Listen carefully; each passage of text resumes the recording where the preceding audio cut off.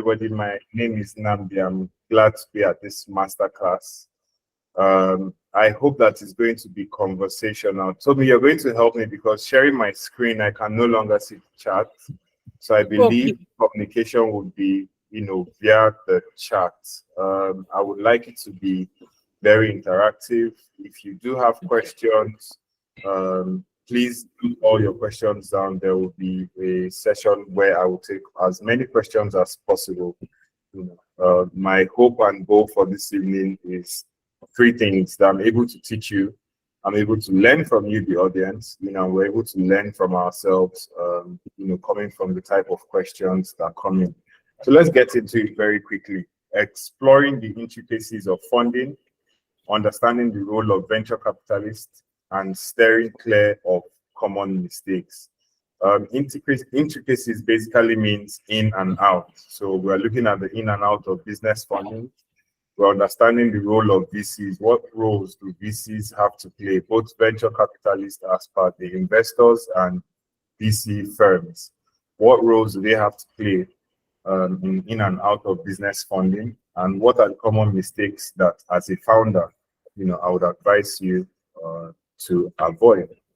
So once again, my name is Nnamdi. I'm the co-founder and lead strategist at the Intellectual Plug. The Intellectual Plug is a startup consultancy firm that helps founders and business owners get ready for funding. I'm a Chelsea fan, a very proud Chelsea fan. Tommy, please tell me if anybody mocks me, we'll just end the masterclass because Chelsea has been doing very good recently, but I'm a proud one. I also love chess. I'm skilled in business development, communication, and business strategy. I've trained over 1,500 founders on business planning, funding strategy, company profiling, and how to build their pitch decks. I've been able to work one-on-one. I'm very, very humbled to have worked one-on-one with over 100 founders on their journey to raising funds. And founders who have worked in my company so far have raised over $6.5 billion and counting cumulatively in the last 6 years with zero investor connection from my company. So let's get into it. Yes, very humbly by the grace of God. So like I said, today's masterclass will require that we discuss and learn from each other. And I'm looking forward to having a very interactive session. But first, let us set down, what are we expecting to discuss? So of course, we said the intricacies of business funding or funding. So what is even business funding and who is it for? We'll look through that. Where can you find, this funding that we're talking about? Possible sources of funding. We'll look at that as well. We would also demystify the whole VCs. Who are VCs? Who are not? Define the key terms that are associated with VCs. What to do before approaching any venture capitalist, the right time to approach a venture capitalist, and finally, we would also discuss common mistakes to avoid when you are approaching or discussing or approaching VC firms or venture capitalists. So to kick off, like I said, this is going to be interactive. What is business funding and who is it for?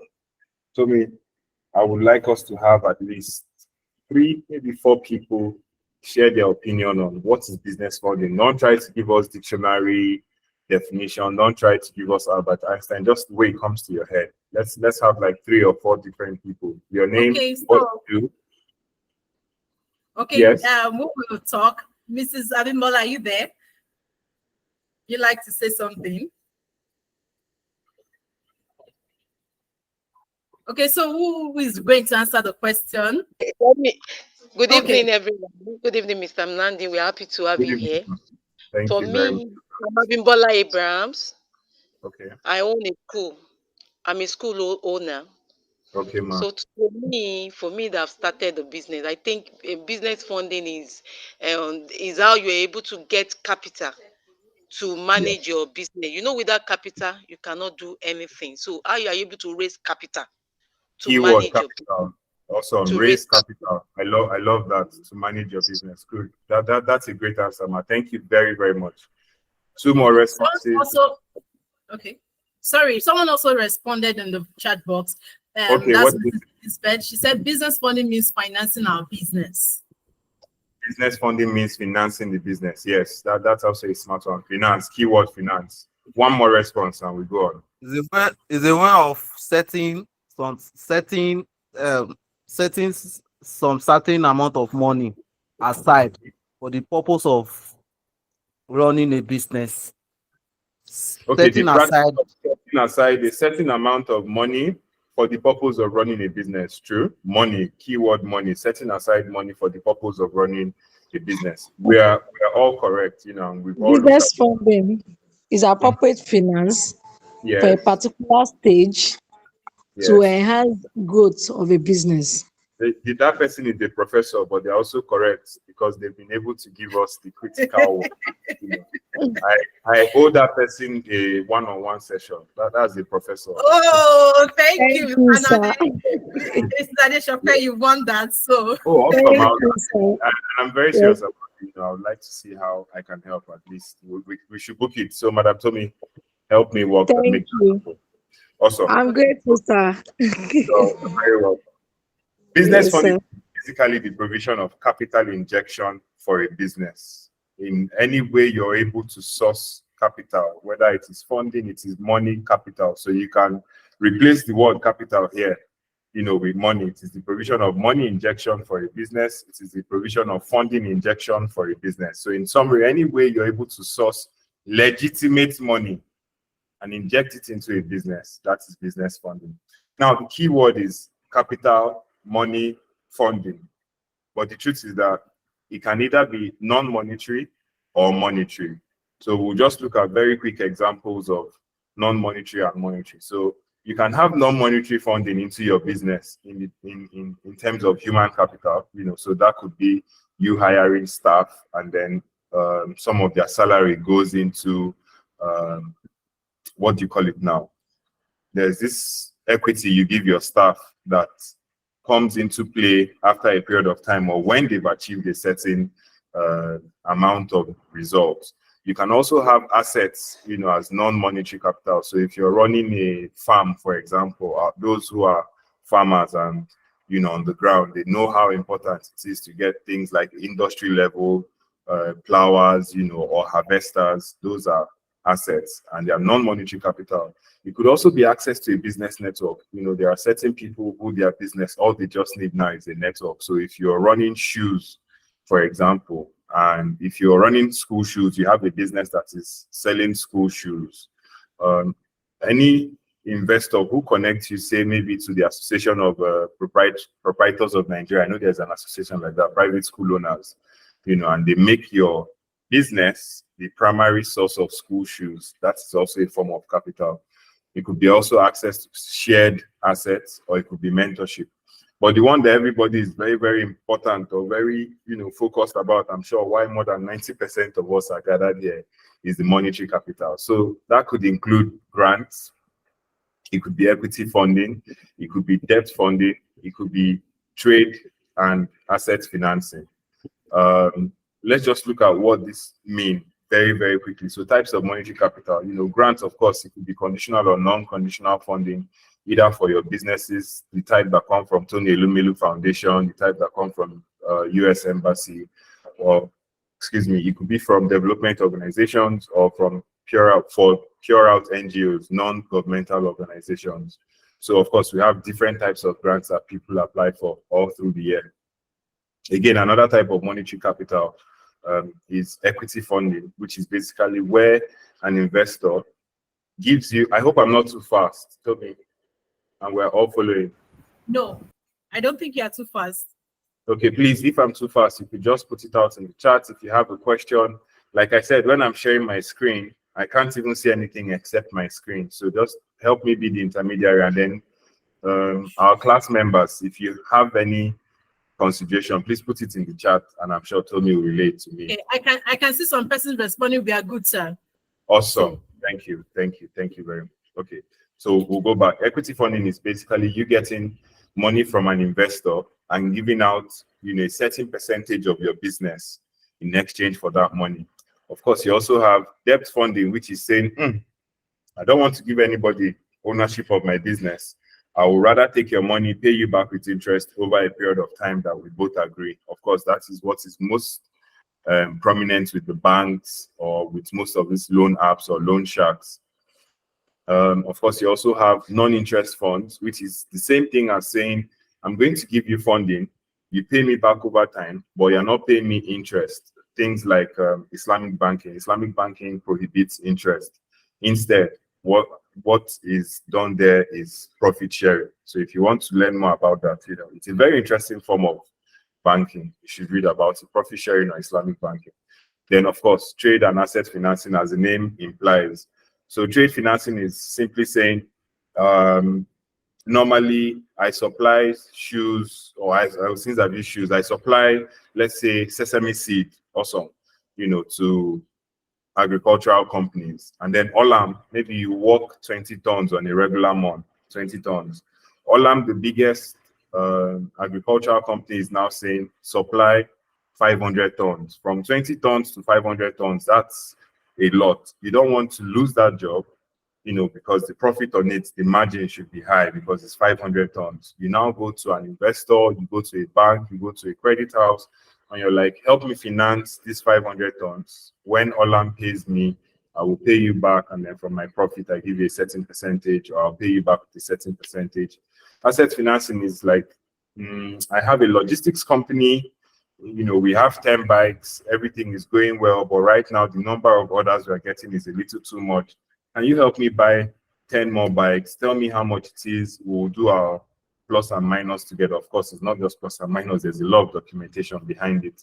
But we do our plus and minus together, and over time, you get your money back, of course, either with a certain percentage or you own a certain percentage of the company. Sorry, excuse me.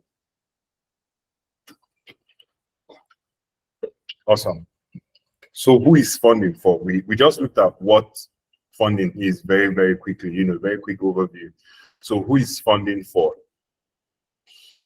Funding is for a founder or entrepreneur or business owner who has a validated business idea. You'll notice that the word that is highlighted there is validated. Validated in the sense that you have tested it and it is working. It's not enough to say, I would like to sell thick level, snow level sweaters. People that during snow, people need sweaters also, and you go and produce 5,000 pieces. Where do you want to sell it? In Nigeria. But snow doesn't fall here. So you need a validated business idea, is one that you have tested, one that your customers have tested, one that your customers have assessed, and they are willing to pay at the price that you are selling.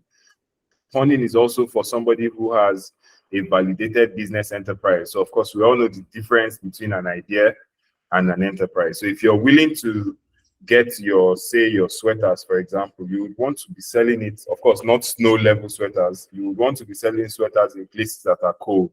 Typically, if you're going to be in Nigeria, definitely just has to be one of the places you want to sell in. So you want to make sure that whatever idea or enterprise that you have tested it. It's not just enough to sit in your house and say, oh, I got this beautiful idea to start selling chargers.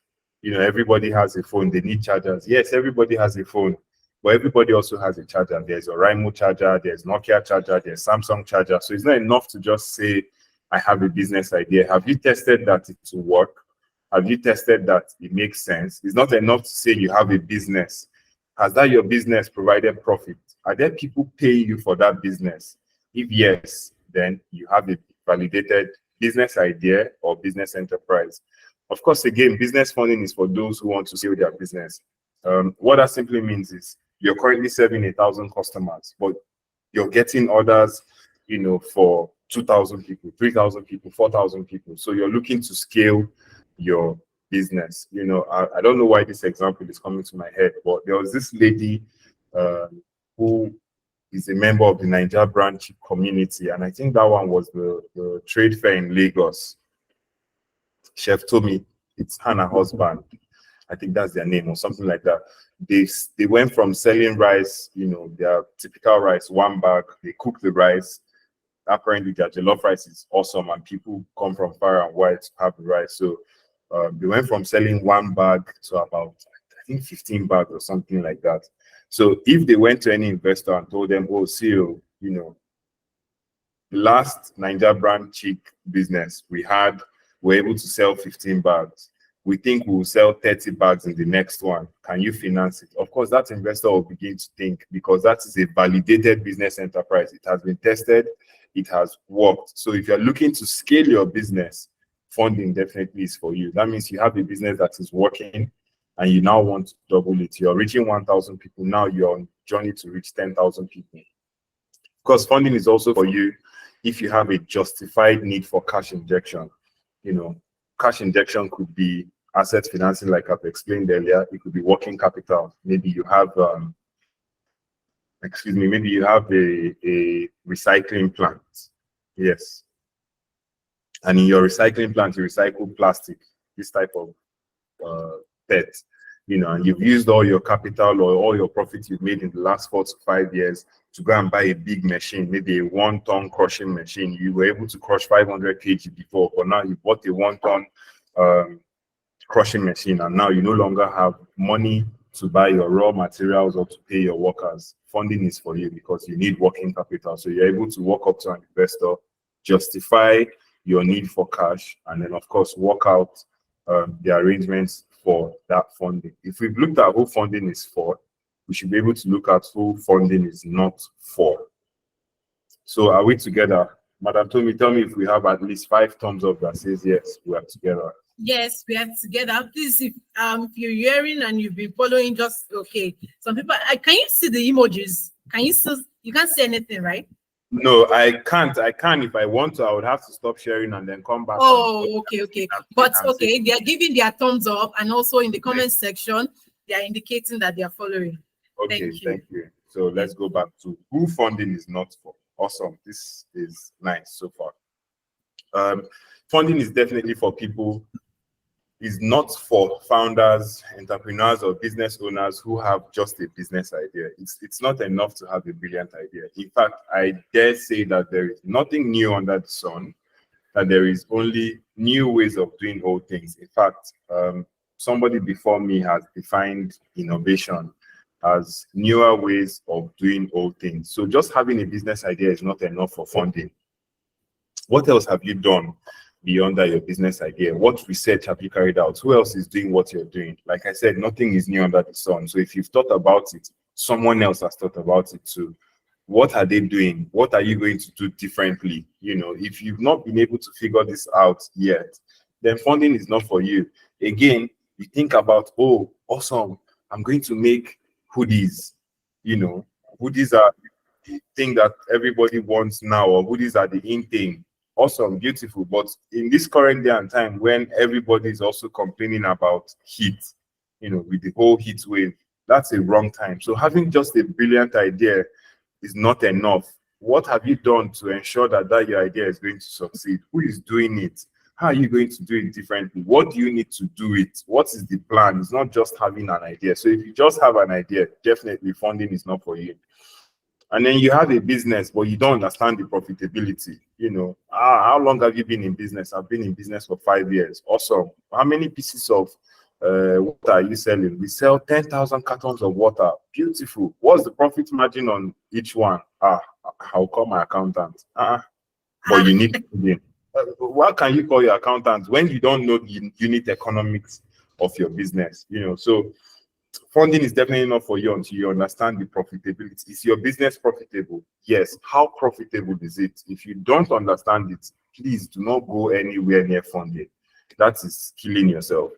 If you are looking for flex money, you're a young boy, you're a young babe, you're just looking for investors' money is not flex money. You know, I won't start calling names now, so me and Madam Tomi won't get into trouble. But we've had even a couple. There was this couple on Twitter that went viral. I did not call anybody's name. Couple Twitter. That's all we said here. You know, they went viral for taking a lot of people's money. EFCC is looking for them right now. If you are looking for flex money, that is not the investors' money is definitely not where to go to. I even know somebody who, and this is no joke, who is currently in ICPC office in Lagos. He raised 1 billion naira, 500 million twice. Agriculture, he aggregates commodity. He does commodity aggregation. He raised 500 million naira twice. Next thing, I saw Baba in France. I know where he went to Israel. I know where he went to like another country. Apparently, he was just flexing investors' money. Right now, he's in ICPC. He has been there for 3 weeks, and I'm not even joking. This is facts. So if you also think that funding is for personal cruises, you want to get on a boat cruise, you want to go to some of the islands in Meridian Sea, or you want to go to some of those Ilashe Beach and chill, funding is definitely not for you. Please do not use investors' money for this. In summary, funding is for validated business ideas or existing ventures that are looking to scale. Keyword: scalability. The potential of a startup to grow very quickly, more times than not, using tech. Tech can be AI, tech can also be a website, tech can be an application, tech can be machine learning, tech can be, as long as you're using tech, so even phone delivery, that's already a form of tech. That's why tech is in, inverted commas. So funding is for validated business ideas or existing ventures that are looking to scale. You'll notice that I put ideas so that even if you have an idea, have you validated it? Yes, funding is for you. You have an existing business, you're looking to scale. So of course, for you to look to scale, it means that you've already been successful with the little that has been given to you, and now you're looking for more. So where can we even find this business funding? Where can a business owner find business funding? And I would like us to break this down as practical as possible. I don't want this to be one master class. Let's even make it practical. This time around, I would like to get responses from as many as 7 people. We should be a lot here by now, right? Yes, we are. Okay, so please raise up your hand if you have something to say. Okay, Awesome. Mr. Olusegun, please go ahead and contribute. Go ahead, Mr. Olusegun. One of the sources of funding is through friends and family. Family and friends. Perfect. Absolutely correct. That is okay. Okay, 100%. Mr. Olarin. Okay, sorry for that. Please go ahead. I thought you wanted to say something. Okay, Mr. Olarin Femi, make your contribution. Okay, government grants. Government grants, yes, absolutely. Totally agree with you. So friends and families, government grants. Let's get 2 more and we can go on. Finance house. Finance houses, yes. Finance houses, yes. So 1 more. Banks. Bank loans, yes. Awesome. So we have business owners here. We have entrepreneurs who are in business. That is totally correct. You can see that we've knocked out about 4 of, I think we have about 4 of them that were already mentioned now.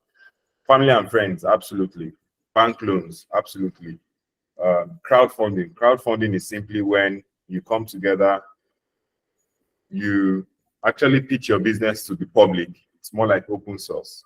And then you pitch to them and you tell them how you're trying to raise 2 million naira. If I get 2 million naira, say maybe 2,000 naira from 1,000 people, this is what you get. And then people give you their money to do the business. When you make your profit, you give them back. Crowdfunding used to be a very viable source of raising fund. Still is a very viable source of raising fund. However, a lot of agri-tech companies that used the model and failed made it a lot harder. But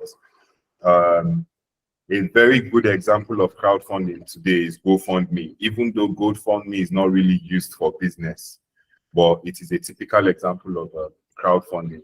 Asset financing is, like I said earlier, buy me my assets, and then in exchange you get a certain percentage of my business, or I pay you back the money you've used to buy the asset over a period of time.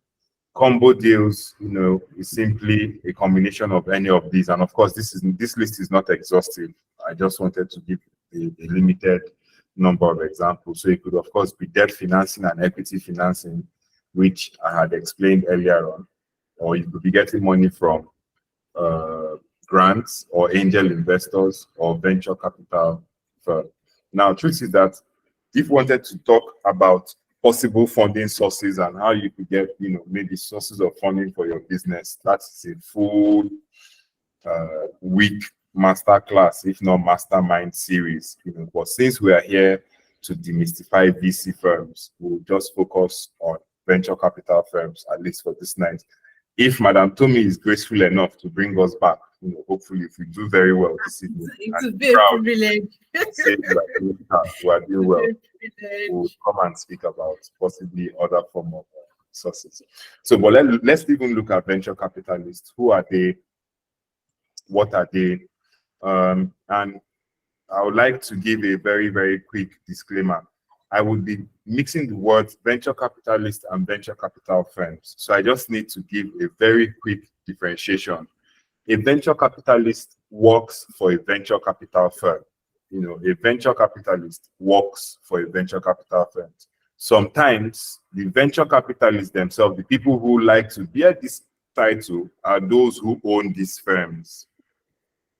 So more times than not, a venture capitalist owns a venture capital firm. So whether I say VC as per venture capitalist or VC as per venture capitalist firm, I'm saying the same thing. We'll be using them interchangeably. So a venture capitalist is a private equity investor who provides capital to companies with high growth potential in exchange for equity stake. Okay, if you don't get anything, I want you to get 3 things. They will give you money. Yes. Why? Because you have a company that has high growth potential. That means it can grow very, very quickly. But it is not free money. They want equity stake. So if you don't get any 3 things, get money, you get money. Your business now has to show that this money you can carry it, to this money you can pay it back, this money it is worth it. But you're not just going to get free money. You do what you give it in exchange for equity stake. So let's even look at characteristics of a venture capitalist. How do they think? Who are they? What kind of behaviors they have? First and foremost, they are investors. VCs are investors. Firm owners are investors. VC owners are investors. They are intelligent people. In fact, not just VC firm owners, those who work in venture capital industry as a whole, both the owner and the key players in the ecosystem, they are typical investors. They are very intelligent people. They are long-term players, which means that they are looking at beyond the now. They are also well connected. They are experienced, and they are maybe a little impatient. I want to just, like I said, I would like this to be very conversational. Something just came to my head, and I hope I'll tell this story so that it works for people. Without calling names, I used to work for, I won't call who I went to go and work for, but I used to work for a man called Obiasika. It's quite popular, Storm Records, later on, Obi. Now, he was just recently appointed into the Arts Commission by President Tinubu. So when I left Obi, I went to go and work somewhere else, and it was in the VC ecosystem. So I was talking to my interview, the owner of the firm. Okay, I've seen your CV. They say you're a good person. They say you're intelligent. Would like to hire you. What about your old boss? I see you worked for Dragon Africa. Tell me about the firm. I told him. He said, what about your boss? Why did you leave?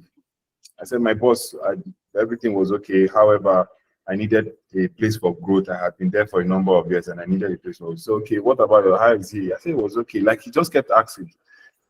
And the next day, he picked out his phone and he called. He called my boss there and then. So there is this temptation when you leave an office, maybe especially if you live with bad blood, you go to a new place and you're talking and you talk bad about the person. So just imagine that I had told him, oh, my boss is a bad person, or he didn't pay us salary, and funny enough, Obiasika is actually a very good man. So imagine if I had spoken bad about him. So he called him there and then, and Obi, of course, put in a good word for me. We left in good terms and everything. He told him, you have an asset there, guy, what, and of course I got the job. I just remember that story when I said well connected. When you're dealing with VCs, just know that they are very, very well connected. You cannot, play them around. You cannot BS them. You cannot throw them with lies or think that you can just play them around. And they're also very impatient. I try to be I don't know, polite here. They are not a little, they are very impatient. So if you're speaking to a venture capitalist, you have to be quick, you have to be fast, you have to be intelligent, you have to know your own numbers as well. They're also gamblers. A VC knows that this startup may not be doing so very well now, but because of their team, because of the product, because of the traction that they've gained, if I give these people money, they will do well in the long run. Of course, it doesn't always work out well for them, but more times than not, they are gamblers in a good way. It's not bet Nigeria. They are also looking to cash out, in the long term. So if your business is unable to serve 10,000 people, yes, if what you're doing cannot reach 10,000 people without, even when you're sleeping, think about it like that. If your business cannot reach 10,000 people, even when you're sleeping, then, don't really come to an investor, because they're looking to cash out in the long term. Look at all the businesses that have raised money. Trust me, you can use those services or those products without the owner even knowing that you have used the service.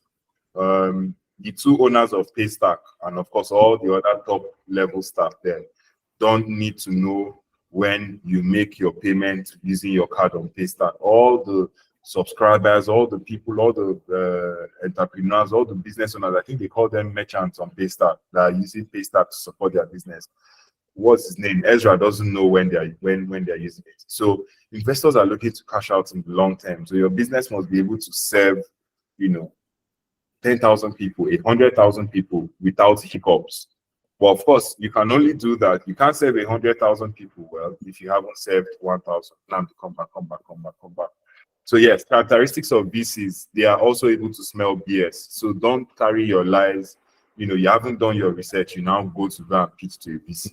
You just shoot yourself in the leg. They're able to smell BS from 20 yards apart. They are very, very discerning people, and they are diligent and very, very inquisitive. So if you're going to approach a VC firm, make sure that you ask yourself all the possible questions that are to be asked and get answers. Think about questions that even you would not think about a VC firm or a venture capitalist will ask you during your interview. Who a venture capitalist is not. If we've looked at who they are, some of their characteristics, let's also look at who they are not. They are not a charity organization. A venture capitalist is not T.Y. Danjuma Foundation, it's not Bill Gates Foundation. And even T.Y. Danjuma Foundation and Bill Gates Foundation will not just hand you, even charity organizations don't hand over money just like that. They still do their due diligence. The venture capitalist is not a fool, so you can't carry ring boiler. Don't know if they even still make those ring boilers. When I was in school, at GC Okigwe, 2001, 2000, used to have those ring boilers that we put into enamel buckets and plug to boil water. Now they make electric kettles and stuff like that. So you can't carry a ring boiler and go and show an investor and telling him, oh, this is innovative, I just made this. No, they are not fools. They are definitely not easy to scam. They are not novices. I hear a lot of, being a business development service provider, I work with a lot of business owners, and then a lot of people just tell you, oh, I have this great idea, I have this awesome idea.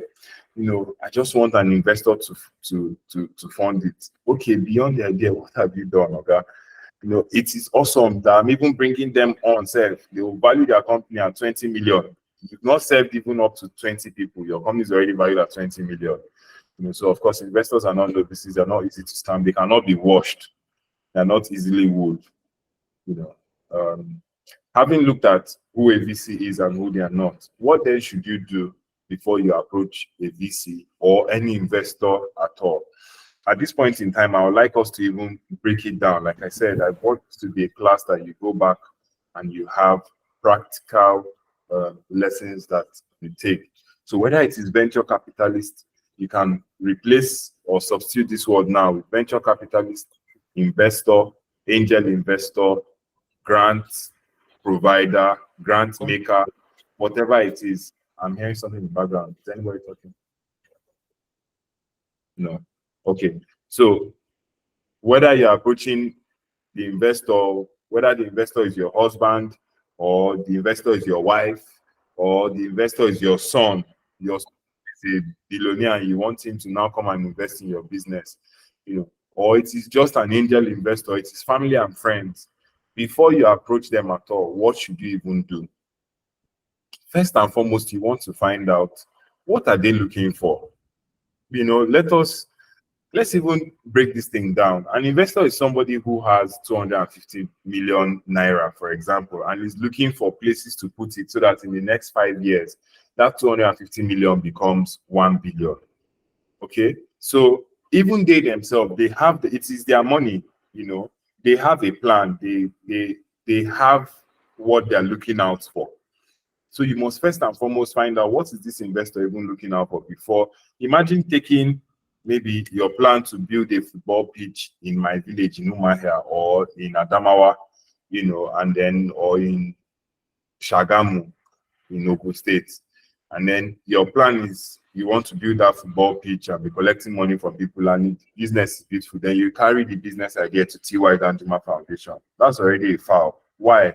Because in the last maybe 6, 7, if not even 10 years, T.Y. Danjuma Foundation has been focused on health, or you now come and carry it to Bill and Melinda Gates Foundation. No, you carry that your football field idea to somebody like T.Y., to somebody like Tony Elumelu. Why? Because that is the person who supports SMEs. If you want to go to the moon, you'll probably be pitching to somebody like Elon Musk. Why? Because those are the kind of things that his focus is on, or those are his areas of focus. So, of course, first and foremost, before approaching any investor, find out what are they looking for. If it is your husband in this case, okay, you know that he has the money, right? And you want to approach your husband to invest in the business. So your husband is most likely looking for a way to put in money and make it back, or at least invest in you so that you are successful. Then you have to show them what it is that they are looking for in the business before you even start pitching. So typically, what do VCs, what do investors, what do angel investors look out for? What do we human beings even look out for before we invest in a business? We want to see that there's a possibility for growth. Okay, so if you are selling tomatoes, you buy 10 baskets of tomatoes. Each basket is 1,000 naira. I don't know what it is right now. Of course, definitely not 1,000 naira with things are going. But you buy a basket of tomatoes at 1,000 and you sell it at 1,500. If you buy 10, you already know that, okay, your profit is 500 times 10, 5,000. Everybody knows. So an investor wants to see that, okay, if I give you money, can you buy 100? If I give you money, can you buy 10,000? Yes, so that they multiply their 500 no longer by your 10 that you're doing, but by the 100 which you say you can do, or by the 1,000 or 10,000. So an investor is thinking about growth. An investor, again, remember, replace this with investor, replace this with venture capitalist firm, replace this with angel investor, replace this with human beings. What human beings typically look out for before they invest in a startup? Because even you yourself, you have to put yourself in the shoes of these VCs. If it's you, would you invest? So, of course, they look out for high growth potential startups. They look for validated business ideas that are generating revenue. So if your business is already generating revenue, awesome. How can I give you more money to generate even more revenue for both of us to share? That's the way an investor or a VC firm is thinking. Of course, they're also looking that your business is scalable. What that simply means is if you are selling, let's say, Mr. Biggs was one very scalable model, using the franchise, even though that was what eventually killed it. But let's use that Mr. Biggs. The fact that it worked well, they were able to pen down the procedures, they were able to put down the processes of how to make a meat pie for Mr. Biggs, make the chicken pie, make this, make that, and it worked in one place. Can I now repeat this same thing across multiple locations and it will still work well? If yes, definitely an investor is looking for you. Founders, businesses that are also aligned with their interests. Before you go out, of course, to look for an investor, go out to look for it, whether it be a VC, whether it be angel investors, study about their investment thesis. Have they invested before? If yes, what type of startup did they invest in before? You can't see an investor who invested in logistics last year and then you're going to him this year, you're still going to him with logistics. You see, there are two ways. it can either be that he's focused on only logistics and you go to him with logistics, or you can go to him with logistics and he will tell you which even happened there. Basically, to one of the founders I'm working with, he basically got a rejection. It's not even up to a month. And what they told him is, we invested in logistics last year, so we are trying to diversify our portfolio. So look at their own investment thesis. Where did they invest in the previous year? Okay, where did they invest in 2 years before? Where did they invest in 3 years before? Do you find the pattern? Are they moving away from what they did the previous year? So do you stand a better chance, this year? You don't just approach anybody, make sure that your interests are aligned with their own interests. So study about investment thesis. This can also be a full-on masterclass, because this is basically describing the type of things an investor does. You can't go to Tony Elumelu Foundation now, that his annual accelerator program, and go and be pitching and say you're looking for 50 billion.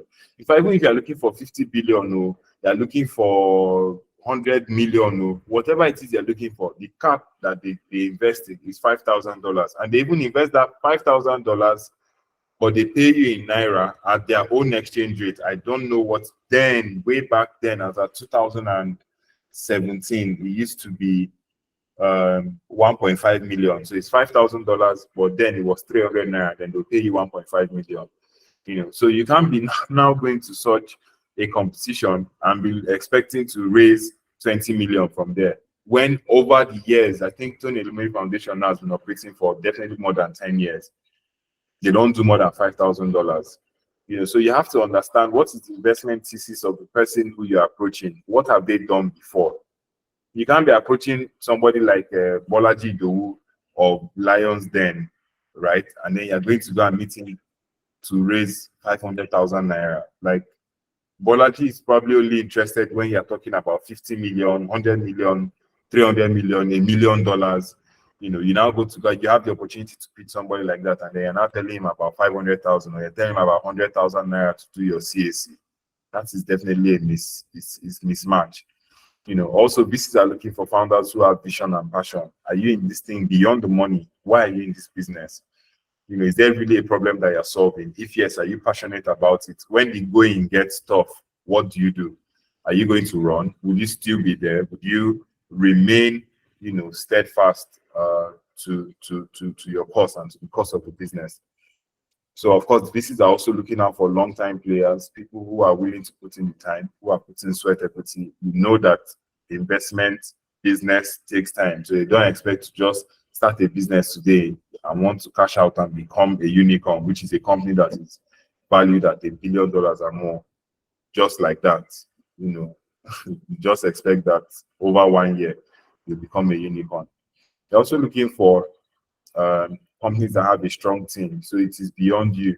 One of the things that can really, and I've seen it happen several times, because I've been humbled to also be, on the side of the VCs where you're vetting the startups or you're vetting the businesses, and then you see one person who is CEO, CFO, treasurer, accountant, lawyer, manager. Only you, sir. Only you, ma. That's a red flag. An investor definitely doesn't want to invest in such a thing. Why? Because, and there are so many reasons for that. It means that there's no checks and balances. It means that the day you wake up and you decide, I'm not doing it again, the whole business has crashed. It means that if anything, God forbid, happens, God forbid, and so on and so forth.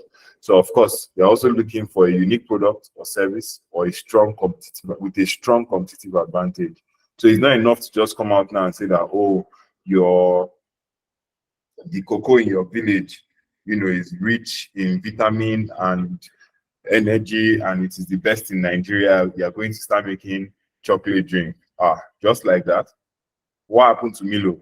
What happened to Bonvita? What happened to Ovaltine? What is the plan?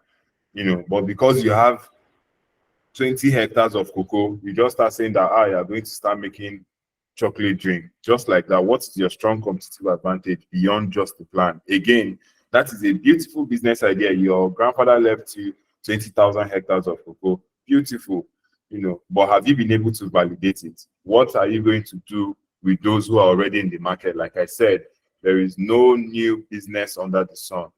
There are only new ways of doing old things. So of course, if you now have this product or service and there is no competitive advantage, an investor, people will get tired very, very quickly.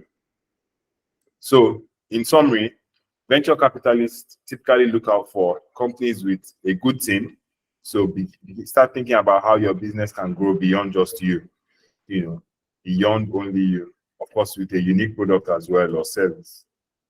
And that there's an existing market which is large enough for them to put their money, and you have a strong competitive advantage. So venture capitalists typically look out for companies with a good team, a unique product or service, a large market, and strong competitive advantage. They also look to own a percentage of the company to influence its direction. So don't go and think that, I see this thing a lot. It happens a lot to us.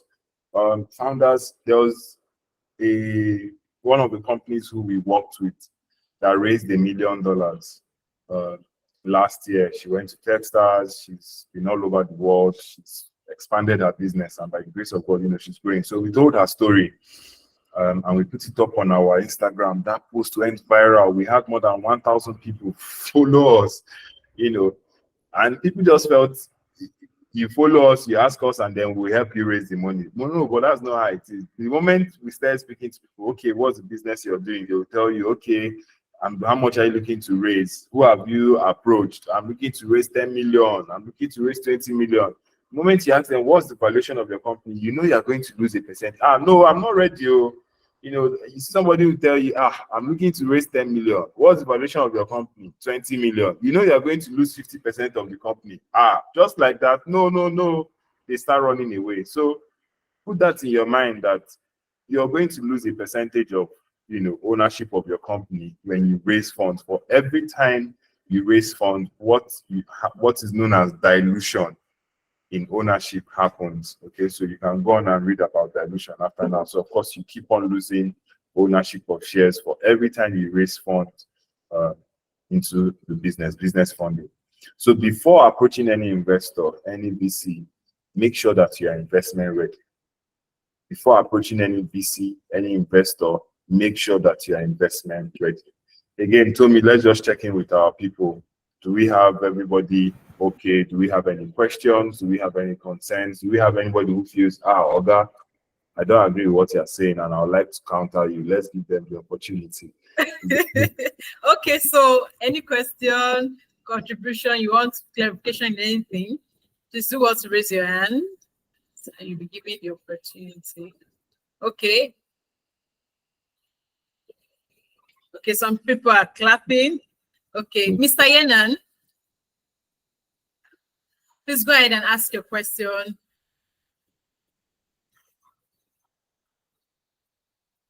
Mr. Yenan, okay. All right. Good evening, everyone. Thank you, Mr. Nnamdi, for this. This is an eye opener.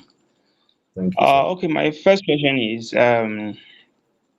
do venture capitalists fund ideas? That's my first question. And the second question is actually beyond our scope. What's the key difference between venture capitalists and angel investors? Okay, very good question. Those are my questions. Do venture capitalists fund ideas? Yes and no. Of course, every business started first and foremost as an idea, but like I said, a validated idea. Do venture capitalists fund ideas? No. Do venture capitalists fund validated ideas? Yes. What does that mean? So, of course, you either have your product, your MVP, which means you have a product. So it's not enough to tell the venture capitalists that, I'm going to build a software that will be powered by AI that will be able to count election results in a local government in 5 minutes. You are going to build this, okay, we believe you. Have you built anything that can even at least start this thing so that we can give you money to improve it? Yes, let's start the conversation. If it is no, just your idea like that, just your idea, it is very difficult, okay? Then the second question is, what's the difference between a venture capitalist and an angel investor? An angel investor can give you money for your idea. An angel investor is not as strict as a venture capitalist. A venture capitalist gets funded from LPs, limited partners. A venture capitalist is also, they are responsive to somebody. Again, I hope I'm able to come back and we have another this is so you see the journey. Before you even get to VC, you should have actually crossed family and friends. You should have crossed angel investors. Then you now start approaching VCs. Or at least, at the very, very least, if your family and friends, let's assume that Dangote and Otedola make up your family and friends. Why not? After they've invested, you can go straight and go and approach any VC. So angel investors they have typical lower sizes. If you're looking to raise $10,000, $20,000, you probably want to go to an angel investor. The moment you are looking to raise $100,000, $200,000, $250,000, $1 million, then you start knocking on the doors of VC. I hope that answers you, sir. Yes, thank you very much. Okay. Okay, Mr. Babatunde, please ask your question. So after that question, we'll continue. Okay. Okay, thank you very much, sir. Okay. Hello, can you hear me? Yes, I Yes, can. we Sir. can hear you. Okay, thank you very much. Hey, the question I want to ask is that, is it really advisable for the starter like us that are just starting business? Because the teaching then was that they don't finance the starter. They prefer, when someone reach a growth phase before they come in. And just as you said, hey, they are not patient. All they are after is just they want to make their money as fast as possible. Some people even go as far as appointing some of the members, the management, just to make sure that their funds are very secure. Now, as a starter, that you are just, planning to grow your business and all of a sudden, they just say, oh, see, we cannot wait any longer. They want to dispose the company and make their money. Do you think it's really a good source of finance for people that are just coming up? Thank you. Okay, sir. Thank you very much. So that's a very, very intelligent question. And then the honest truth is that, again, it's yes and no. It's relative. As a starter, that is also relative. At what point are you? Have you started making money? If yes, have you started generating money that breaks even? So it's generating money. Yes, you're selling shoes. Let's say you're selling your shoes at 1,000 naira. People buying it. Yes, that means of course you're generating money. But how much does it cost you to make the shoe? 1,200. So while you're generating money, you're losing money. But are you now generating money? Are you making profit where you're breaking even? Yes.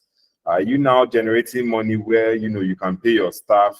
The business is runnable. Of course, all these are various levels of starter. So I don't know where exactly you are in terms of starter.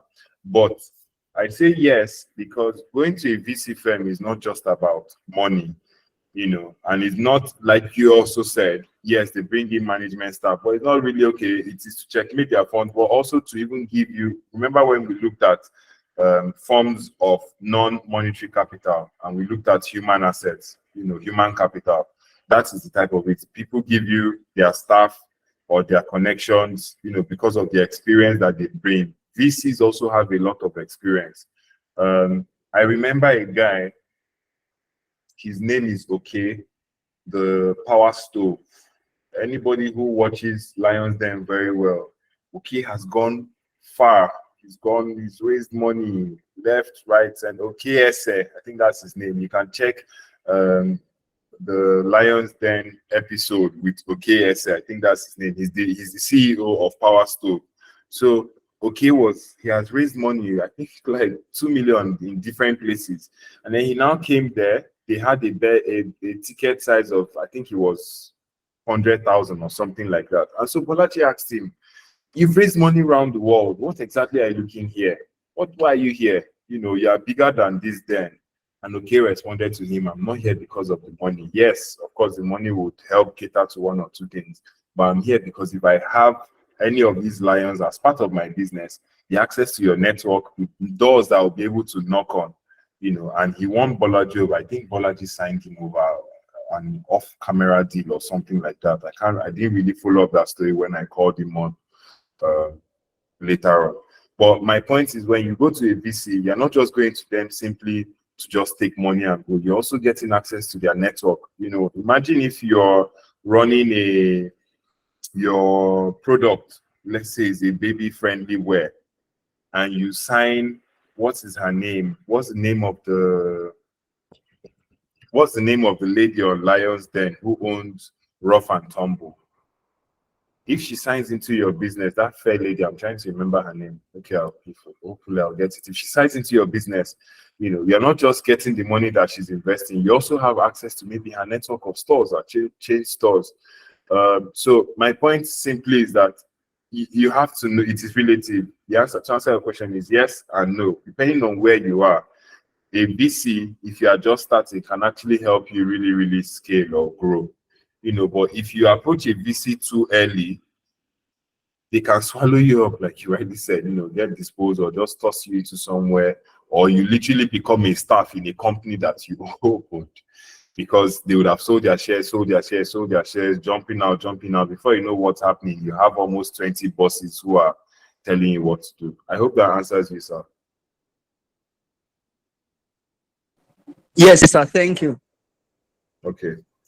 So let's move on. We said before approaching any VC or investor, make sure that you're investment ready. What then is investment readiness? Investment readiness basically is a state of business that is ripe for investment. So you've gotten your business to that point now where you can go and meet the Kola Eno of Ventures Park. You can go and meet the Moshopo Olaoshebiko of Civic Innovation Lab and tell them that, oh, I'm looking for XYZ amount of money, and they listen to you simply because your business is actually and genuinely ripe for investment. It involves the journey and activities that are carried out by a founder in order to attract investors. To be honest, when you carry out or when you build your business in the right way over a period of time, these investors even start looking for you. I know one of the founders who we worked with that went to Techstars. By the time she got to Techstars, she was very, very clear on how much she needed, what she was going to use the money for, how the business was going to expand her existing business. Of course, she was already doing well. Excuse me. They were rushing her. Right now, people are even trying to invest in her business, but she can no longer afford it. I think we probably have almost 10,000 bikes aggregated working for them. So investment readiness involves the journey and activities that is carried out by founders to attract investors. So keeping records for your business, having those revenue-paying customers, building solid procedures. How does your business work when you're not around? What are the processes and procedures that you put in place for your business when you're not around? How do you acquire customers? What's your customer acquisition strategy? What's your customer acquisition cost? What is it costing you to get a customer?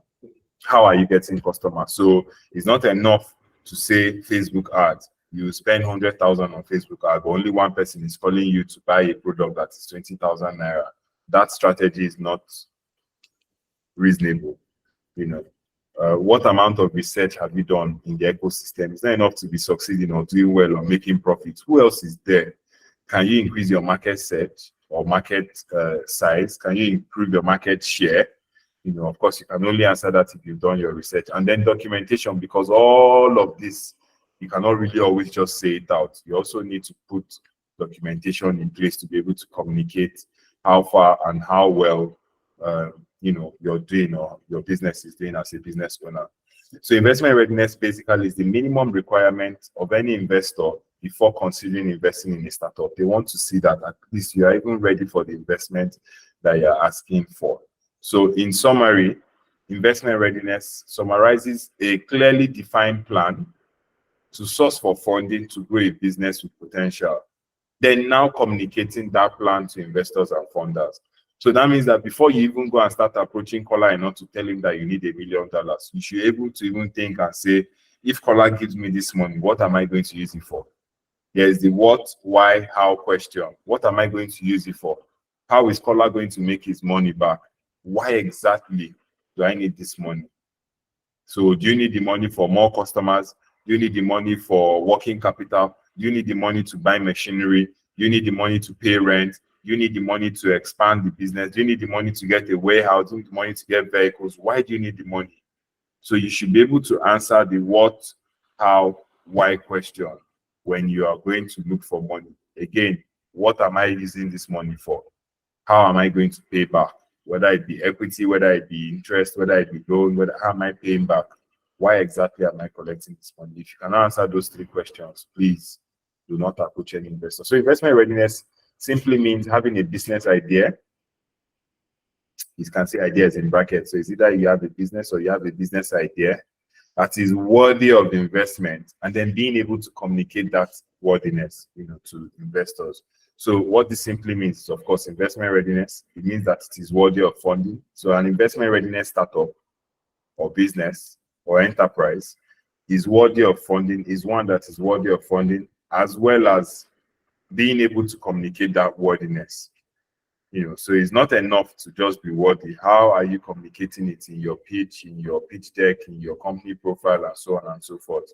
So, of course, your investment readiness startup, or you have an investment ready startup, you have an investment ready startup that is worthy if you have a product or service, if you've already started generating revenue, if you are serving a scalable market. So you're selling school uniforms for children. Okay, how many schools are you currently serving? 10. How many schools are in the state? You say 3,000. It is a scalable business, and of course you have a competitive advantage. Maybe the materials that you use in your school uniform, a child can wear it for 3 years and it's not there. Meanwhile, your competitors, after 6 months, a child will have to get a new one. So what is the business edge that you have over your competitors in the market that makes you worthy of investment? That makes you an investment ready startup. That makes you an investment ready business. That makes you an investment ready founder, an investment ready entrepreneur. And of course, your business idea or your business venture is profitable. Okay, so you're running a profitable business model. So like we said, it is both that you have an investment worthy startup and you're able to communicate it. How then do you communicate it? You either communicate with a pitch deck, an investment deck, your company profile, your ideal customer profile, your financial model with a growth plan, your business plan, your website, your social media, your digital footprint. So it's not enough to just have a business. If I check for your business while you are telling me about it, what can I even see? There's no website, there's no web page, there's no, okay, you don't have money for website. At least Instagram is free, Facebook is free. Let me be able to see the successes or the business running. Let me see that people trust you, that there is a page, that people trust or at least can even go to. So when you have a startup that is both worthy and you're able to communicate that worthiness, then you have an investment ready startup. And of course, again, in your communication, you have to show that same profitable business model. Then there are different requirements, per investor. So depending on what you're doing, of course, if you're going to go and meet an investor to support maybe the building of a bridge, the Fourth River Niger Bridge, for example, you have to do things like maybe your environmental impact assessment. You have to have certain licenses. You can't run a fintech company without certain licenses. You can't run certain products without NAFDAC, numbers. Maybe you can't have a water product without NAFDAC. Madam that has a school now, of course, there are certain licenses that are expected of her, NECO, WAEC, JAM, to allow the students write the exam. So, of course, if she wants to expand her school, she will be able to show an investor that she has all those licenses to run a school. Okay, so let's just quickly move on. So being investment ready without communicating the same is as good or bad as, I'll leave that for you to feel. I'll read that again. You are investment ready, everything is okay. But you don't have a pitch deck, you don't have your financial model. They ask you about your numbers, you say, let you call your accountant, So you should be able to, if you're investment ready, you run a business, it's doing well, awesome. Be able to put together those documents that communicate how well you're doing. It is, if you're investment ready, but you are not communicating it, it is the same as being as good or bad as, again, I'll leave that for us. So before you approach investors, okay, let this be 18 questions that you answer.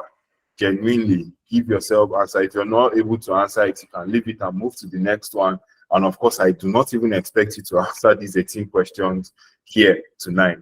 But before you approach any investor, make sure you answer them. And if you can't answer it, skip it, go to the next one, but go back to those ones that you've answered. If you've not answered all of them, please do not approach any investor. I can tell you for free, you won't succeed. First and foremost, what problem are you solving? You know, even if the investor will not ask you what problem you're solving, the reason why you have to ask yourself that is because people buy solutions, not products.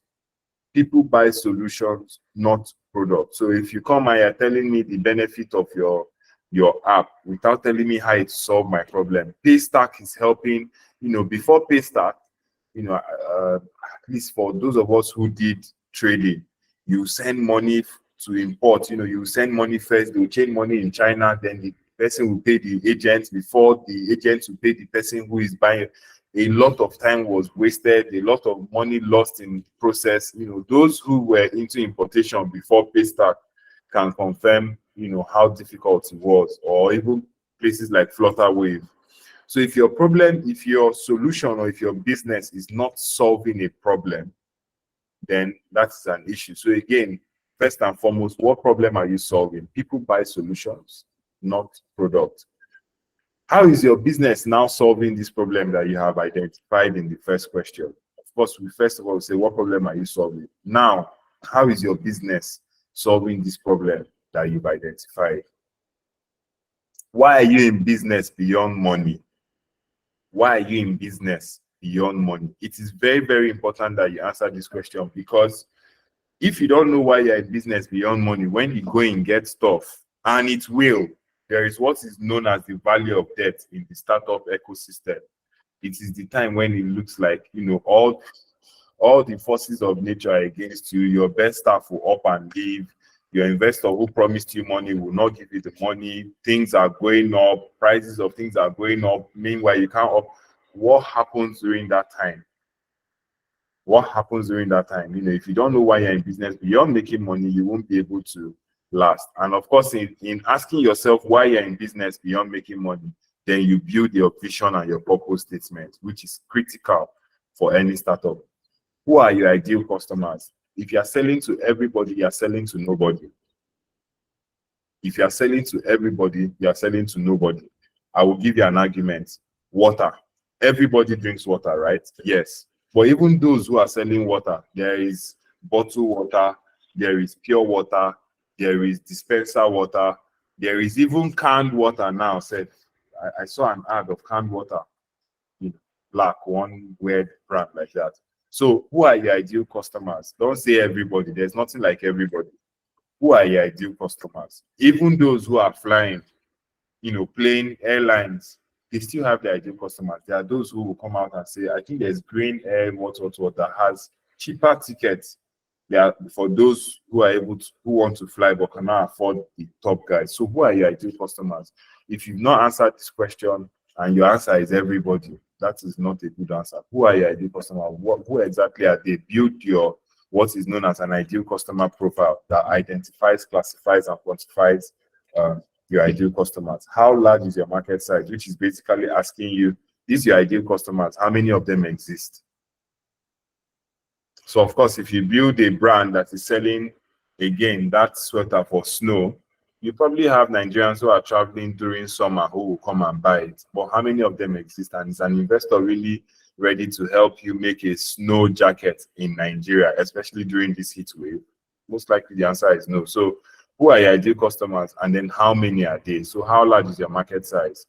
Question 6, what does it cost to acquire your customers? It's not just enough to say, oh, my customer is XYZ. What does it cost you to acquire them? What does it cost you to acquire those customers?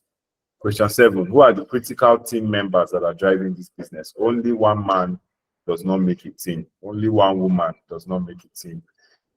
So ask mama who has a school now. I'm sure there's a principal. If it's a primary school, there's a headmistress, there's a deputy headmistress, there are teachers, there are cleaners, there are supervisors. If it's a secondary school, there's a principal, there's a vice principal.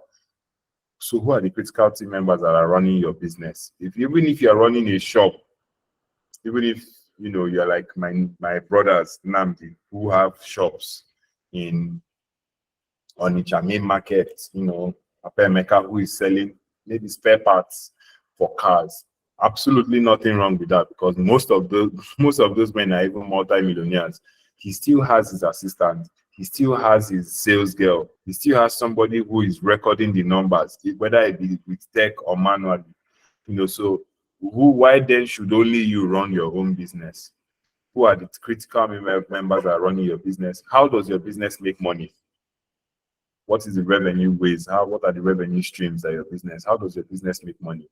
What are the key expenses that you make? So of course, if you're making money, you're also spending money. So if you're selling shoes, where are you buying your materials from? Who is making the shoe? Who are you paying salary? How do you deliver the shoes? Where do people buy it? Where are you paying rent? So what are the key expenses that you make?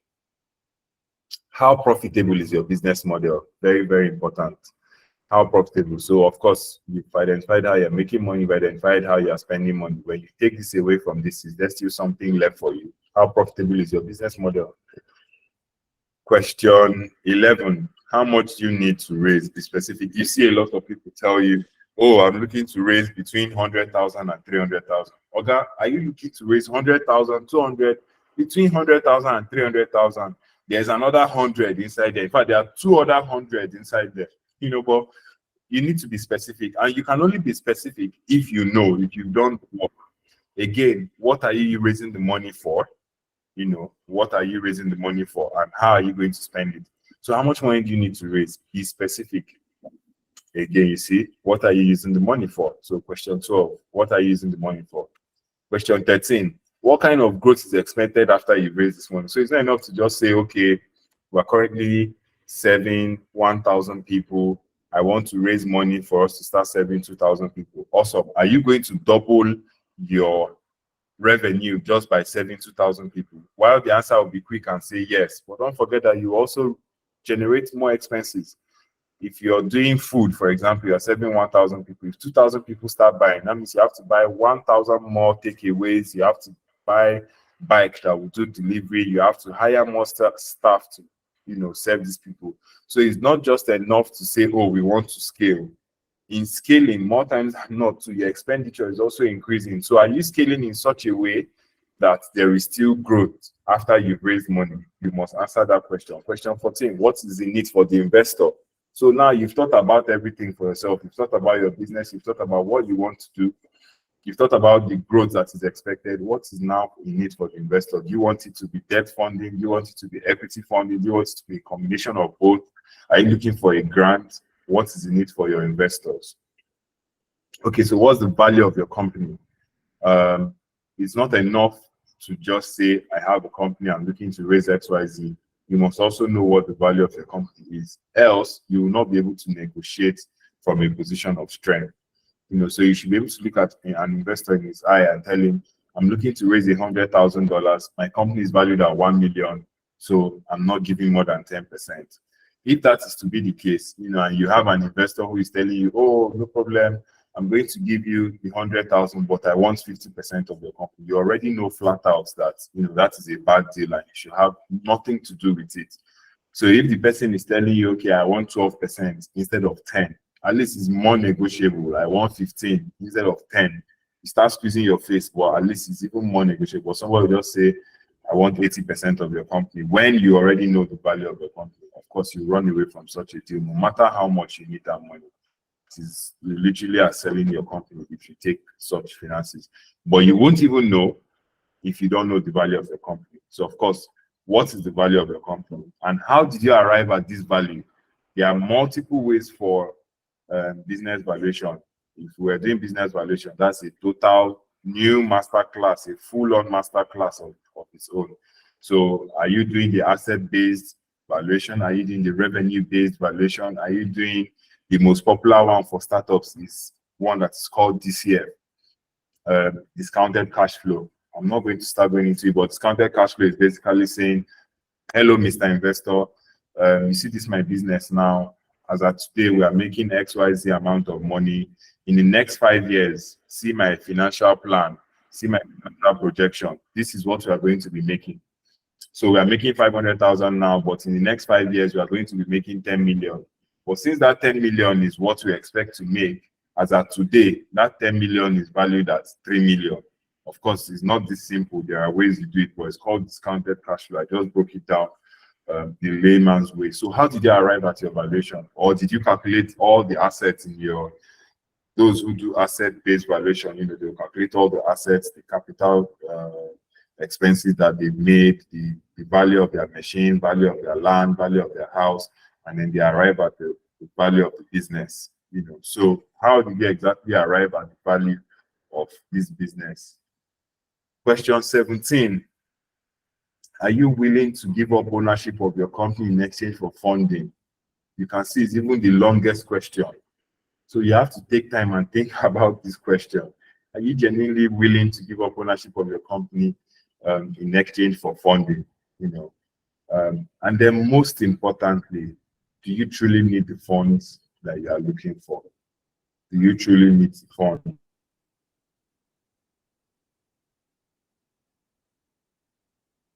that you are looking for?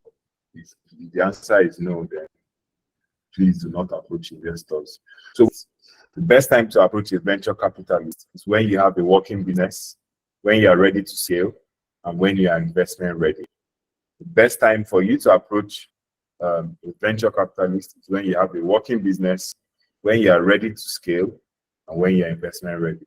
So let's wrap up our masterclass. You know, so we have time for questions by looking at common mistakes to stay clear of when you are fundraising. Not being ready. You've not done your research. You've not really gotten to that point when you genuinely need the money. But because your friend, you know, went last year and they succeeded, you must succeed this year. You know, because your competitor raised money, you want to raise money. Because your competitor has bought a new machine, you people started together. They have 5 bikes now. You have only 3. You go and meet investor. Meanwhile, your 3 is doing well. You know, you're operating at a scale that is doing well. You may even be making more profit than the person who has 5. You don't know why or the conditions or the terms and conditions, but you are not ready. You just boom, you know, you go and meet investor. Or investors, we have even seen situations where business owners are doing awesome, fantabulous, everything is doing well. Next thing, their friend comes to them. I see your business is doing well. Okay, take this 5 million. Take this 10 million now. Don't worry. We'll not talk about it. Just give me 5%, just like that. No, you don't need the money. They came to you because your business is doing well. Let them wait. If you're going to collect the money, then at least get an expert to understand what the genuine interpretation or meaning of that money you're taking is. You know, going in without solid documents that communicate your readiness, you just believe that, you know, you're Superman. You'll be able to talk to investor that is Louis Lane with your mouth, just like that. Even the best talkers, they have, you know, solid document that guides and communicates their readiness. Blind approaching investors, there's nothing that will shoot you in the leg more than going in blind. You know, I cannot, like I said, imagine going to Tony Elumelu Foundation and you're pitching and you're telling them you need $1 million. Meanwhile, their check size is 5,000. So find out who you're approaching, you know, before you. There's ingressive capital now, for example. There's ingressive capital. There's ingressive for good. So if you have a business that is, say, maybe a social business, a social impact business, you'll be pitching to ingressive for good. If you have a business, you know, a logistics business, whatever type of business that needs capital, you make, they invest in you and of course get equity. You go to ingressive capital. But imagine carrying your impact-based business, pitching it to ingressive capital. That's a mismatch. They most likely will not even tell you to go to ingressive for good because you did do your research yourself. So blind approaching investors before you meet them, do your research before you meet them. It's very important. And of course, practice your pitch. You cannot make any presentation without practicing. Believe it or not, I think I told me about 10 days ago, 1 week or 10 days ago, when I prepared my slides. I prepared everything I did, you know, this particular slide for this particular class. And Yes. even as at 30 minutes before my class, I still went through again just to make sure, remind myself what are the type of examples I want to use. My wife was literally laughing at me. I do this all the time. I've been teaching by the grace of God since maybe 2016, whenever 2016 or so. But before any class, I would still practice my pitch. I would still practice what I'm about to teach, let alone when you're now going, and there's no investor waiting for me, let alone when you're now going to pitch, investors. Always practice it. Always practice. Expect questions and prepare for them. Clean your books, learn your numbers, understand your profits, your customer acquisition costs, your customer acquisition strategy. And when they are going to break even, it's not enough to just take money from people. When are you going to give them back their money? When are they going to make their money back? Even if it's equity, when do you believe that you start paying equity? So to wrap up, in today's masterclass, so far so good. We discussed what business funding is and who it is for, where to find funding and possible sources of funding. We broke down who a venture capitalist is and what they are not. We defined what to do, how to become, and what to do before approaching, a venture capital, and how to become investment ready. We also agreed on the right time to approach a venture capitalist, when you have a working business, when you're investment ready, when you're looking to scale. And we identified some of the common mistakes to avoid before approaching VCs. Thank you for listening. If you have any questions, comments, now is the time to share them. Thank you so much, Mr. Nnamdi. That was a wonderful session. Thank you for the eye-opening insight. Thank you so much. Mr. Babante has a question, but Sure. Mr. Babante, before you ask your question, please, Mr. Nnamdi, please, before you leave, we want to also understand where you come in as a brand, Okay. in raising funds Okay. and all of those. Thank you. Please, Thank you for that opportunity. It's basically the last form of our slide. So I run a consulting company called Intellectual Plug. The first thing I will put out here, because this always happens a lot, we do not connect startups to investors. No. But there is no investor, by the grace of God, in Africa, across the world, who, if we work with you, that we would not be able to pitch with you, or at least support you to pitch them. But that initial connections, no, we don't do that. But what do? We help you get ready for funding. So you've identified your uncle who is ready to invest in you. You come to us, we'll help you build your business plan. We put your pitch deck together, your financial models. We would even have barely started the one-on-one session just to even look at what's the best strategy you can adopt, to go out for your money, or you want to carry out audits for your business in terms of your performance audit so far. What have I done? Financial performance.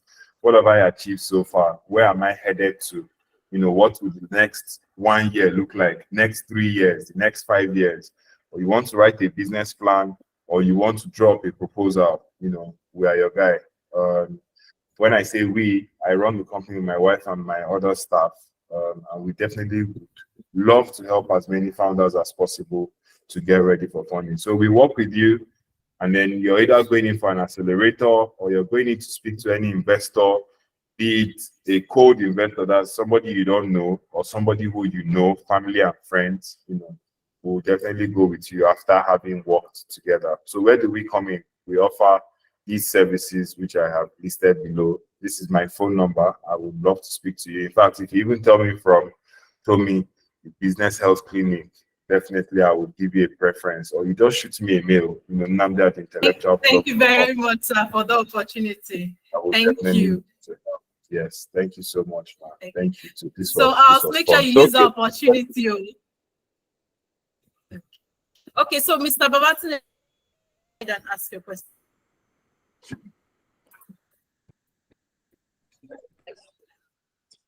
Thank you once again, sir.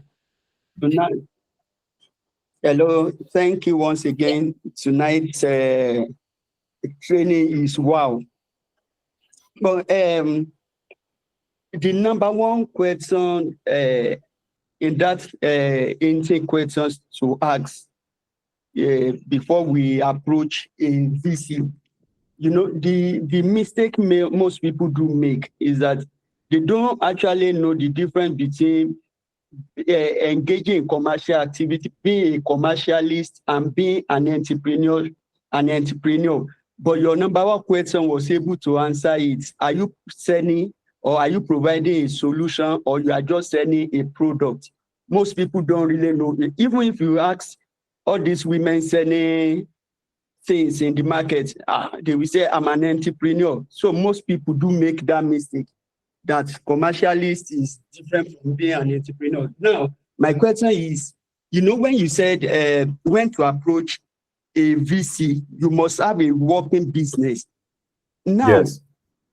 the VC, do they finance people that are doing business or entrepreneurs, or do they finance the both? That's my question, sir. A VC, when you say an entrepreneur and business, can you differentiate? Because an entrepreneur is doing business, right? Yes, entrepreneur is doing business. But one thing is, okay, you can't be selling what people are already selling. Okay, like, let me approach a Coca-Cola company. I want to be selling their product. Some people have been selling it before. It's not a new thing. So that one is just being a commercialist. So it's different from being an entrepreneur. You just discover what has not been before, or you are able to build a new method of doing things that has already been, or you just discover a new market. Yes. There are about 4 different definitions this man gave, Peter Drucker. So most people, they do confuse being a commercialist and being an entrepreneur. Yes. Thank you. That's a very good. I like how you've shaped your question, stroke comment, stroke contribution. The best way to look at it, right, is first and foremost, who has done this thing before? Who is currently doing it? Is it new? If it is, can I reach 1,000 people with this thing? If yes, can I reach 10,000 people with this same solution? If yes, can I reach 100,000 people with this same solution? If you are answering yes, yes, yes, at 100,000, you should start thinking about going to a VC. Okay, so you don't want to take old ideas or existing ideas that there is absolutely nothing new about it to a VC. In fact, they won't even answer you. And you also don't want to take an idea that nobody has tried, nobody has tested, nobody has seen it work anywhere, and then you say, oh, that's innovation. I'm going to develop a bicycle that can take people to space. Just like that. So you want to build something that has been tested. There's exactly nobody who owns it, who is doing it like you. You're sort of different, and it can scale. So it can scale very, very fast. So I hope that that sort of answers and complements your contribution, sir. Yes, sir. Thanks, sir. Thank you. Okay. So any other question? Yes.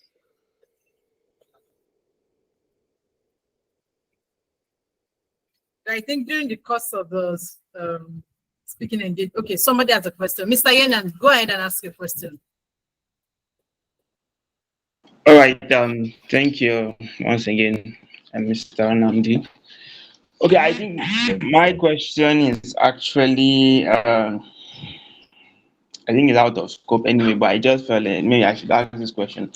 In raising funds, some people really suggest that, let's say there are different kinds of a company. Some people really suggest that in terms of raising funds, a good strategy is to actually have a public what do you call it, a PLC, a public is it a public liability fund Limited. company. That way you are able to raise money from people, buying shares into your company. So I don't know, is it a very good strategy instead of looking for venture capitalists? Thank you. Okay, so buying shares into your company is a later on. Okay, I don't know how to let me break this down for you now in the easiest way. First and foremost, with a business name, you can't sell shares later on in terms of business. Okay, you can either register your business as a business name or a limited liability company. Limited liability company. It is always advisable, if you intend to raise funds, to register a limited liability company. Now, a PLC, a public liability company, is a company that can sell shares on the stock exchange. Of course, we haven't gotten to that. Before you get to that level, the regulatory requirements are extremely high. Of course, you must have an office, you have a board, you would have paid tax, you would have done so and so. That is definitely what you're not. I'm sure that's not what you're asking. But now, if you have your limited liability company and you have people who are able to buy shares or who agree to buy shares from that, your, be it a 1 million share company or 10 million share company that you've registered, based on you people's agreement or based on your own valuation, why not go ahead and sell? That's one very fast way to raise money. That's sort of crowd funding or crowdsourcing. That works. But of course, you have to be very certain the terms and conditions with which you're raising that money. What are you giving back to those people? They've bought your shares now at XYZ amount of money. You need to be able to regularize everything and know that when profit comes in, whatever share of the company that they bought is also is their own. So if you sold 20%, 20% of profits will always go to them. 20% of the business they own, except you're able to buy it back. But if you now register it as a limited liability company, you can of course now still go on to do what is known as safe. Okay, safe is what you use to raise money in the early stage before you can even go public and start selling shares to the public, which is basically telling people it's a simple agreement for future equity. Because the truth is that as a limited liability company, the law does not even allow you to sell shares. You cannot sell shares as a limited liability company. You only sell shares as a publicly listed, public liability company, a PLC. So what you do as a startup, as a limited liability company, LLC, is you do a simple agreement for future equity. Oga, hold 20% of my company, but it doesn't manifest now. In the future, we'll talk about it. That is what you use to raise money. So I hope this throws light, and I hope I've been able to convince you and not confuse you on the matter. Yes, I think. Thank you very much. Thank you, sir. Thank you very much, Mr. Nnamdi. Okay, Mrs. Abimbola has a question. Thank you, ma'am. My question is, how do one use crowdfunding to raise fund for one's business in Nigeria? Is it the one that, because I used to see something like that online, that maybe a committee of friends? I've seen a lady in my church, I've used that to raise. How do they go about it? I do see it, but I don't understand. How do they use crowdfunding to raise money, to raise funds for business in Nigeria? How do I go about it if I want to use? The first things first you have to ask yourself is, how much do you want to raise? I'm not expecting you to give me an answer now. When you know how much you want to raise, the second thing you want to identify is, okay, if you've raised this money, what are you going to pay back? Is it debt? More times than not, when it's crowdfunding, is always interest, because that's what even makes it interesting for them to even come, for the crowdfunders to come in the first place. So now you've identified, okay, I need to raise 100,000 naira, and I am going to use that money to do commodity sourcing. I'm going to source mangoes and supply to ShopRite. ShopRite now, when I source this 1 ton, ShopRite to pay me 150,000 naira. Okay, awesome. Now, as a business owner, I want to keep half of my profits. I want to give the people who gave me money half. So that means you keep 25,000, you pay back 25,000. Now you raised 100,000, you know that the profit is 25,000. So that means that all the money you're going to pay back is 125. The next question you ask yourself is, from that 100,000 now, how many people do I want to raise it from?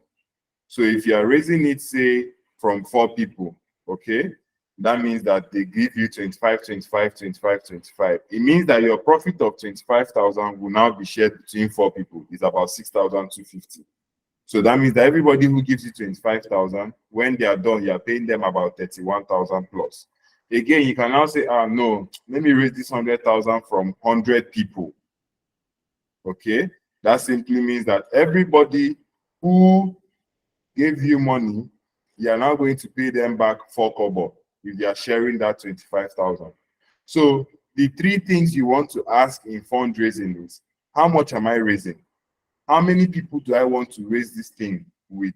And what am I giving them back? If you're unable to answer these 3 questions, you can't really go into fundraising. Then when you've answered these 3 questions, how do you now go about it? They're first and foremost, of course, you can use your network, family and friends. You put everything together in a document, and share it out to people. Oh, that's where things like Tribe Agric, they did that now. They will now tell you, buy 1 plot of land at 100,000. This is what you get back. All those agri-tech companies, that was the method they used. So, of course, in your own case, you can put it into a document and share to your friends and family. Oh, I'm looking to raise 20 million. Oh. Now, I only want 500,000 from people. If you give me 500,000, this is what I'm going to give to you back. But you cannot make that promise until you are certain and you've done the math behind the business to see that it is valid, or it works. Crowdfunding is the easiest way to pull down a business, especially if it fails. Let us remember Tribe Agric. Yes, now they bounced back, everything is okay, they were able to raise funds and come back. During the lockdown, Tribe Agric had delay in payments. Oh my goodness. Crowdfunding is the easiest way. Those are even people that will drag you first. It's the people that are giving the money. Those are the ones that will drag. Those are the ones that will go to Twitter and go and shout. By the time they were shouting everywhere, the CEO of Tribe Agric had to step down now. And they named another person before they succeeded. So you must know how you are paying them back, which is why you cannot go and overpromise and you cannot overput pressure on your business. So you have to be certain that the business can pay back. So crowdfunding, that's how it works. I hope I've explained that now. Thank you, sir. Mrs. Abimbola, has he answered your question? Of course, which I'm sure. Yes, he has. Yes, he has answered it. Thank you very much, Mr. Nnamdi. Someone dropped a question in chat box. It said, do you train people in financial modeling? For us to train in financial modeling means that you have, the answer to that flat is no. But can I train you in financial modeling? Yes, only if you have basic knowledge. So I'm not willing to now take on a new person and start teaching you how to model. That's almost 3 years or 4 years of work. But if you already have knowledge in Excel, you are good with Excel, and you're now looking, maybe you're an accountant, you now want to start doing financial modeling, absolutely, I'll be glad to give you feedback. Thank you very much. I'm seeing Adeshokwe Taliba. Thank you very much, ma'am. Okay. Yes, sir. Wow, thank you so much. I believe there are no other questions. Thank you so much. Please also unmute your mic and let's say a big thank you to those wonderful presentations, to Mr. Nnamdi for this wonderful presentation. Please unmute your mic. Thank you, sir. Thank you. God bless you. Thank you. Thank you. I'm glad you all like it. Have a great evening. It was nice. Take care, everybody. Bye-bye. Don't forget my gift, though. No problem. Get it, Madam Tommy. I would really love to. Yes, I will show you. All right, All man. right. Take care. Thank you so Bye-bye. much, Mr. Nnamdi. All right. Okay, let me make Thank you remove you. you from being a host so you can leave. Okay. Okay. Bye. Good night, Mr. Nnamdi. All right, thank you. Good Bye-bye. night. Okay, Bye. no, Bye. we are still here together. Okay, so thank you so much for staying all to this while. I'm sure you got a lot of value. Mr. Olorifemi, you're laughing. So I'm sure you got a lot of value. Thank you. It was recorded to be sent to the group once we work on it. The files are usually very heavy, and we try to work on it to ensure that they don't consume your data. Then we do the upload and we send it. That's why sometimes we always experience delay. Yes, you don't want me sending something of 14 gig to you, of 3 gig and all of that. So that's why. So, and as usual, my name is Somin, with the brand name The Business Health Expert. When it comes to promoting your business online using digital marketing and videos, I am your go-to person. When it comes to automating the processes in your business using softwares, I am your go-to person. My team and I are also and always available to assist you to offer services. Out to me at any time you need any of those services. Thank you so much for staying tuned to this moment, and see you tomorrow at the next session. Bye. Bye-bye. Bye. Right. And please don't forget to refer persons. The referral is still open to people. Don't forget to refer persons. Your friends, entrepreneurs around you. Don't forget to refer. Remember when we My started friend the Esther, go back.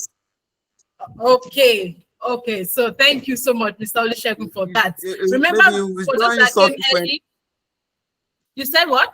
We will join you subsequently.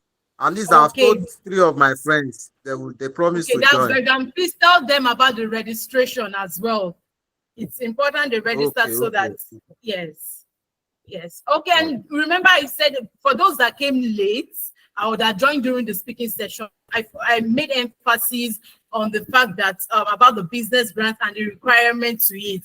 Your attendance of over 80% attendance, completion of task. It is very, very essential, and also submitting of all assignment given, completing them, and also participating actively in all of our activities. So, and don't forget, once I get more responses as regards opening social media accounts, we're going straight into create social media calendar for your business, creating content for your business. You didn't just open those accounts for opening sake or because others are opening it. You are actually going to be doing something and be taking you through the journey on how to go about it. Yes.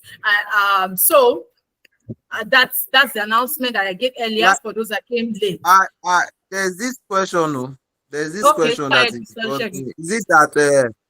is it that the grant is to be picked randomly on people that qualify to be? Yeah, I've been emphasizing it's not the lucky raffle dropping or a random picking. It is for the best participants during its 1 day challenge, and they have requirements to it. Having over 80% attendance is taken daily, and participating. When I say participating, that is you do not just come and go during the speaking session. When given tasks during our 21 days challenge, you participate and you submit your assignment early. Those are many of the required things we are checking out. Yes, your active participation, your attendance, and also participating during, staying all through the speaking session. Those things are very, very crucial. So I hope I've answered your question, Mr. Olusegun. Yes. Okay, thank you. See you tomorrow. Bye. Bye. Good night, ma. Night.